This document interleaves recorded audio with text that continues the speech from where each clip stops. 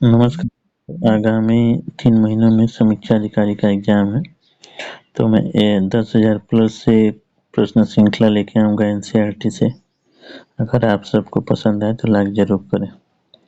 निम्नलिखित में से कौन से सर्वाहारी की श्रेणी में आता है? शाकाहारी, मांसाहारी, जिनमें एक साथ ए और तथा बी दोनों गुण हो, इनमें से कोई नहीं। तो मेरे हिसाब से ऑप्शन नंबर सी ही सही है। चलते हैं अगले प्रश्न की तरफ। मधुमक्खी फूलों से मकरंद एकत्र कर इसे भंडारित करती है, क्योंकि फूल और उनका मकरंद वर्ष में केवल कुछ ही समय उपलब्ध होता है।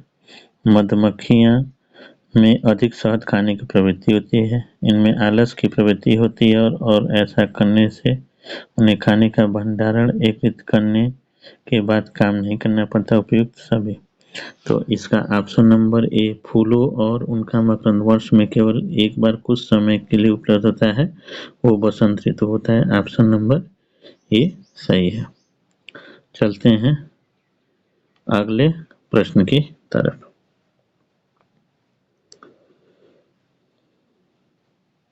चैप्टर 2 है भोजन के घटक। निम्नलिखित में से कौन सा भोजन के पोषक तत्वों में सम्मिलित है? खनिज, लवण, विटामिन, आहारी रेशा। उपरोक्त कोट से सही उत्तर चुनिए। तो केवल एक और केवल एक और दो, केवल दो, 1 2 3 सभी। तो खनिज, लवण और विटामिन ये पोषक तत्वों के अंतर्गत सम्मिलित किए जाते हैं। तो इसका ऑप्शन बी, खनिज, लवण और विटामिन सम्मिलित किए, इसका ऑप्शन नंबर बी यानी क्वेश्चन नंबर 1 का ऑप्शन नंबर बी जो है ये सही है। ये एनसीईआरटी का चैप्टर 2 चल रहा है, तो इसका प्रश्न नंबर 2 है कि भोजन के विभिन्न पोषक तत्वों के संदर्भ में निम्नलिखित कथनों पर विचार कीजिए। कार्बोहाइड्रेट तथा वसा हमारे शरीर को मुख्य रूप से ऊर्जा प्रदान करते हैं। प्रोटीन तथा खनिज लवण हमारे शरीर की वृद्धि तथा अनुरक्षण के लिए आवश्यक हैं। विटामिन हमारे शरीर की रोग प्रतिरक्षा करने में सहायता करता है। उपयुक्त कथनों में से कौन सा सही है? तो इसका ऑप्शन नंबर डी 1 2 3 ये सही है। चलते हैं अगले प्रश्न की तरफ। कार्बोहाइड्रेट के विभिन्न प्रकार के संदर्भ में निम्नलिखित पर विचार कीजिए। 1 अमीनो अम्ल, 2 मंड, 3 शर्करा। उपयुक्त में से कौन सा कार्बोहाइड्रेट का प्रकार नहीं है? तो अमीनो अम्ल मेरे हिसाब से प्रोटीन के निर्माण में सहायक होता है, अतः ऑप्शन नंबर 3 का केवल एक जो है वो ऑप्शन नंबर 3 का केवल एक ये जो है वो सही होता है। ये कार्बोहाइड्रेट नहीं, ये प्रोटीन के अंतर्गत आता है। वसा भोजन का एक महत्वपूर्ण घटक है। वसा के संदर्भ में निम्नलिखित कथनों पर विचार कीजिए। भोजन में वसा की मात्रा अत्यधिक मोटापे का कारण बनाती है। वसा शरीर को ऊर्जा प्रदान करता है। वसा की तुलना में कार्बोहाइड्रेट की समान मात्रा में हमें अधिक ऊर्जा प्राप्त होती है। तो यहाँ पे पूछ रहा है कि उपयुक्त में से कौन सा कथन सही है?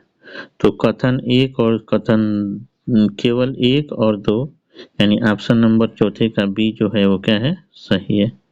व्याख्या देखना चाहें तो देख सकते हैं कि कार्बोहाइड्रेट की तुलना में वसा की समान मात्रा में हमें ऊर्जा प्राप्त होती है। पोषक तत्वों के अलावा जल भी भोजन का हिस्सा होता है। इस रूप में जल के संदर्भ में निम्नलिखित कथनों पर विचार कीजिए। कुछ सीमा तक शरीर के लिए आवश्यक जल की पूर्ति खाद्य पदार्थों में उपस्थित जल से हो जाती है। जल भोजन में उपस्थित पोषकों को अवशोषित करने और मूत्र तथा पसीने के रूप में अपशिष्ट पदार्थों को शरीर से बाहर निकालने में सहायता करता है। उपयुक्त कथनों में से कौन सा सही है? केवल एक, केवल दो, एक और दो दोनों, न तो एक न तो दो। तो एक और दो दोनों सही है, और व्याख्या देखना चाहें तो दे सकते हैं। दोनों कथन सही है। सामान्यतः शरीर को जितने जल की आवश्यकता होती है वह हमें उन वस्तुओं से प्राप्त होती है जिन्हें हम द्रव के रूप में लेते हैं, जैसे जल, दूध, चाय। इन सब से हमें जितनी जरूरत है मिल जाती है। जल भोजन में उपस्थित पोषकों को अवशोषित करने और अपशिष्ट को शरीर से बाहर निकालने में सहायता प्रदान करता है। अगले प्रश्न पे चलते हैं। निम्नलिखित में से कौन सा एक असत्य है? विटामिन ए त्वचा और आंखों को स्वस्थ रखता है। विटामिन बी घाव भरने में सहायक है। विटामिन सी रोगों से लड़ने में सहायक है। विटामिन डी हमारी अस्थियों दांतों के लिए कैल्शियम का उपयोग करने में हमारे लिए सहायता करता है। तो इसका option number B, vitamin B1 घाव भरने में सहायक है, ये गलत है। व्याख्या देखना चाहें तो देख सकते हैं कि विटामिन B1 कार्बोहाइड्रेट के पाचन में सहायक है। जो हम खाना खाते हैं कार्बोज, उसको पचाने में विटामिन B1 सहायक होता है। घाव भरने में सहायक विटामिन सी है, और विटामिन सी भोजन पकाने में आसानी से गर्मी से नष्ट हो जाता है। यानी अगर विटामिन सी चाहिए पानी में, गर्म पानी में यदि आप नींबू मिलाते हैं तो वो क्या होगा? डिस्ट्रॉय हो जाएगा। चलते हैं अगले प्रश्न की तरफ। निम्नलिखित युग्मों पर विचार कीजिए। खनिज अभावजन्य रोग, मतलब खनिज के अभाव में होने वाले रोग। कैल्शियम अस्थिक्षय, आयोडीन घीघा या गायटर लौह क्षय। उपयुक्त में से कौन सा युग्म सुमेलित है? ऑप्शन ए केवल एक और दो, ऑप्शन दो केवल दो, ऑप्शन सी केवल एक, दो, तीन। तो अगर हम देखें तो यहाँ से ऑप्शन नंबर एक जो है वो सही है, केवल एक और दो। मानव शरीर में धीमी वृद्धि निम्नलिखित में से किस कमी के कारण होती है? तो मानव शरीर में वृद्धि निम्नलिखित में से किस कमी के कारण धीमी वृद्धि निम्नलिखित किस कमी से होती है?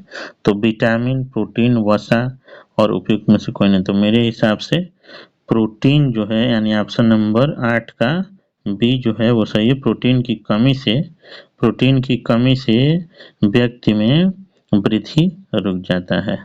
आप देख सकते हैं परिणाम 100/100 आपका सही हुआ। अगर पसंद आया है तो लाइक जरूर करें।